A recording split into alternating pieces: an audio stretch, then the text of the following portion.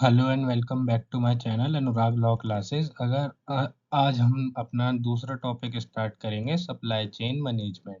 अगर आपने मेरी वीडियो को लाइक नहीं किया है तो लाइक कर दीजिए, शेयर नहीं किया है तो शेयर कर दीजिए और चैनल को सब्सक्राइब कर दीजिए। आइए शुरू करते हैं वीडियो को। Supply chain management.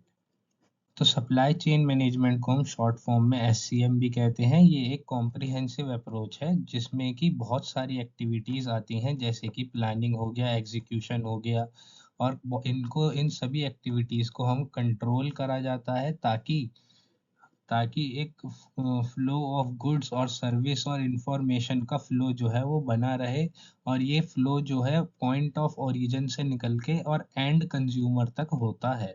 जो सप्लाई चेन मैनेजमेंट होता है ये एम करता है कि हम एनहेंस कर सके एफिशिएंसी और इफेक्टिवनेस सप्लाई चेन की। और ये इंश्योर करता है कि जो प्रोडक्ट्स होते हैं ये डिलीवर करे गए हैं राइट क्वांटिटी में, राइट लोकेशन पे, राइट टाइम पे और सबसे लोएस्ट पॉसिबल कॉस्ट के साथ। अब इसके हम की एस्पेक्ट्स देख लेते हैं सप्लाई चेन मैनेजमेंट के। तो सबसे पहला एस्पेक्ट आता है प्लानिंग। तो प्लानिंग जो होती है इसमें हम फोरकास्ट करते हैं डिमांड को कि डिमांड कितनी रहेगी। इसमें हम डिटरमाइन करते हैं, हम अंदाज़ा लगाते हैं कि हमारे को नेसेसरी रिसोर्सेज क्या क्या चाहिए अपने प्रोडक्ट को डेवलप करने के लिए। जैसे कि वो रिसोर्सेज हो सकते हैं, मटेरियल्स हो सकता है, लेबर हो सकती है या फिर प्लांट की कैपेसिटी भी हो सकती है। फिर हम डेवलप करते हैं स्ट्रेटजीज को ताकि हम कस्टमर की रिक्वायरमेंट्स को समझ सकें और कस्टमर के रिक्वायरमेंट के अनुसार हम प्रोडक्ट को डेवलप कर सकें। इसमें हम इफेक्टिव प्लानिंग करते हैं जो कि इंश्योर करता है कि सप्लाई चेन की जो एक्टिविटीज हैं वो सभी बिजनेस ऑब्जेक्टिव्स के साथ बनी रहें। नेक्स्ट आता है इसमें सोर्सिंग। तो सोर्सिंग जो होता है इस सोर्सिंग जो है ये एक प्रोसेस है जिसमें कि हम आइडेंटिफाई करते हैं, इवेलुएट करते हैं और सेलेक्ट करते हैं सप्लायर्स को जो कि नेसेसरी रॉ मटेरियल्स और कंपोनेंट्स को सप्लाई कर सके।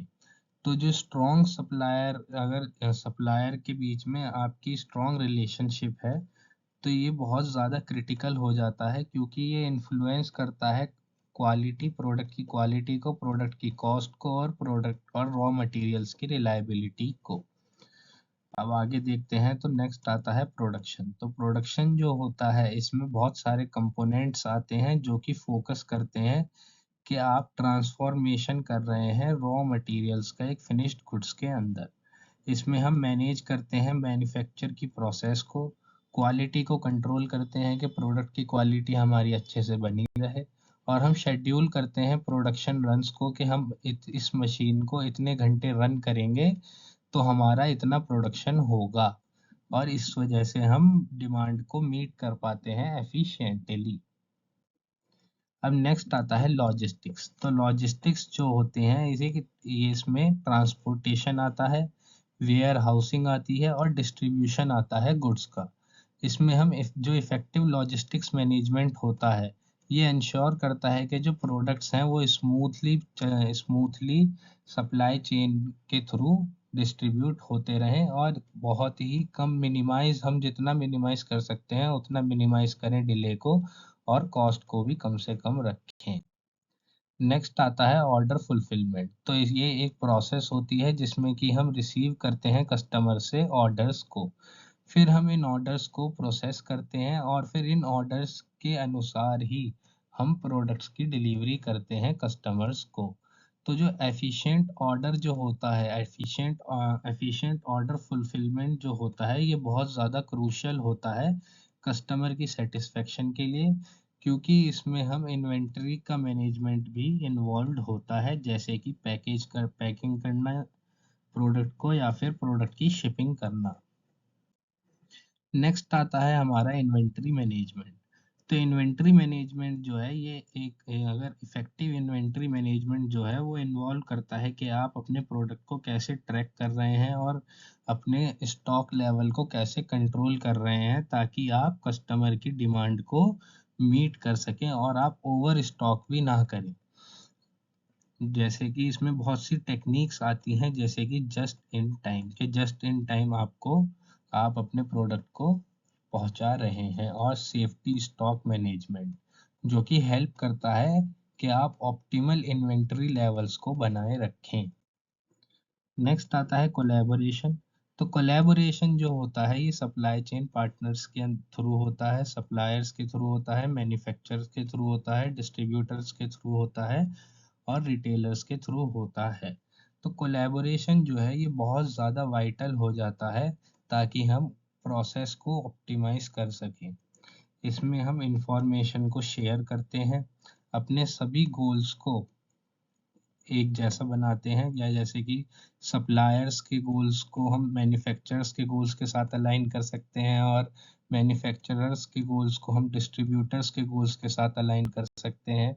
तो ऐसे हम गोल्स को अलाइन करते हैं ताकि हम इम्प्रूव कर सकें अपनी एफिशिएंसीज को, और हम रिड्यूस कर सकें कॉस्ट को। नेक्स्ट आता है टेक्नोलॉजी इंटीग्रेशन।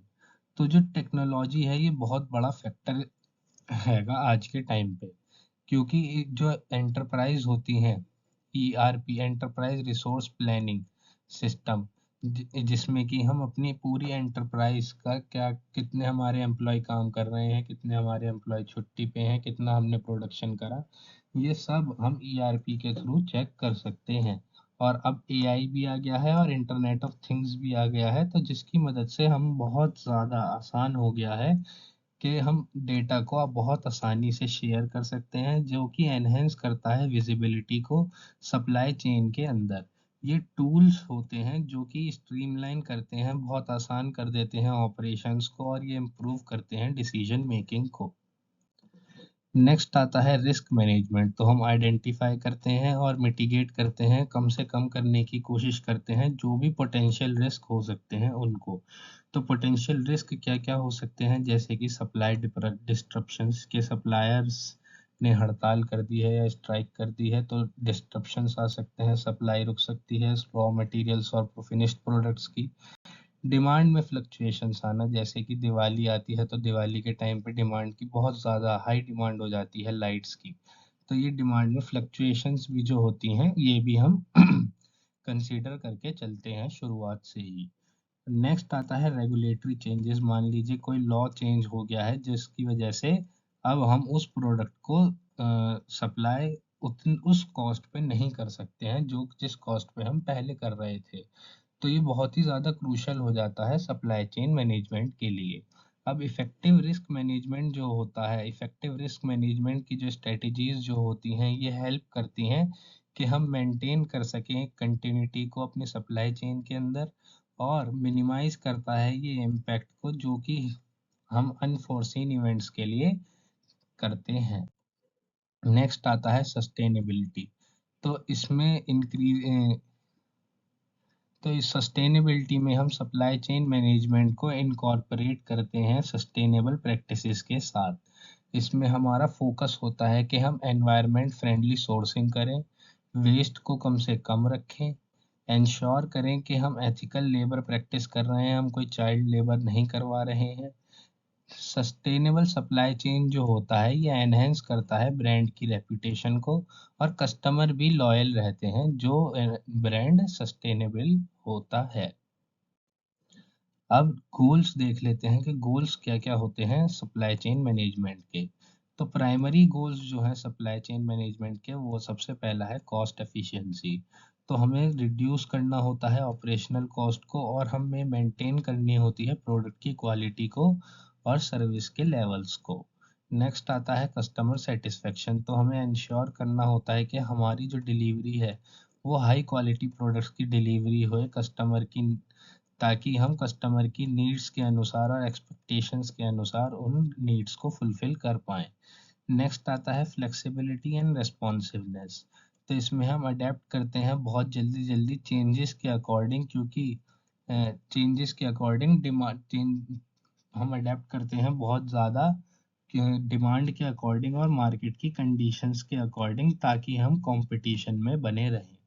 नेक्स्ट आता है सप्लाई चेन इंटीग्रेशन। तो इसमें हम एक सीमलेस फ्लो बनाते हैं इंफॉर्मेशन और मटेरियल्स का सभी पार्टनर्स के बीच में, ताकि हम इम्प्रूव कर सकें कोलैबोरेशन और एफिशिएंसी को।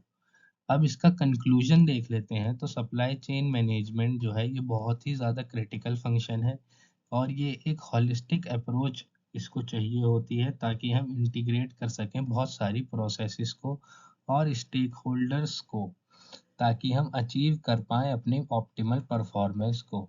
जब हम इफ़ेक्टिव सप्लाई चेन मैनेजमेंट करते हैं तो इसकी वजह से हम कॉम्पिटिटिव एडवांटेजेस गेन कर सकते हैं, कस्टमर का सैटिस्फैक्शन भी हम एनहांस कर सकते हैं और हम अपनी फाइनेंशियल परफॉर्मेंस को भी अच्छे से कर सकते हैं, जो कि ऑर्गेनाइजेशन के लिए फ़ायदेमंद होता है। Thank you.